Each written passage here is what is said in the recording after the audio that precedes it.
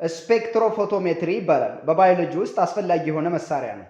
ስፔክትሮፎቶሜትሪ አንድ የትኛውም አይነት ሪሰርቸር የሆነ ኮምፓውንድ ካዘጋጀ በኋላ ወይም በላቦራቶሪው ሰንተሳይዝ ካደረገ በኋላ የዛንን ሰብስታንስ ፕሮፐርቲውን ለማወቅ አንዱ የሚያስፈልገው አብዞርባንሱን ሜጀር ማድረግ ነው። አብዞርባንሱን ሜጀር ለማድረግ ደግሞ የሚያገለግለን መሳሪያ ዩቪ ስፔክትሮፎቶሜትሪ ይባላል። ማሽኑ ይሄ ነው።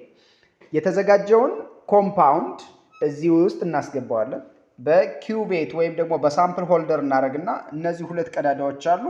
ስለዚህ እዚህ ጋር እናስቀምጣለን። አንዱ ለኮንትሮል፣ አንዱ ለሳምፕል ማለት ነው። ካስቀመጥን በኋላ መልሰን ማሽናችንን እንዘጋለን።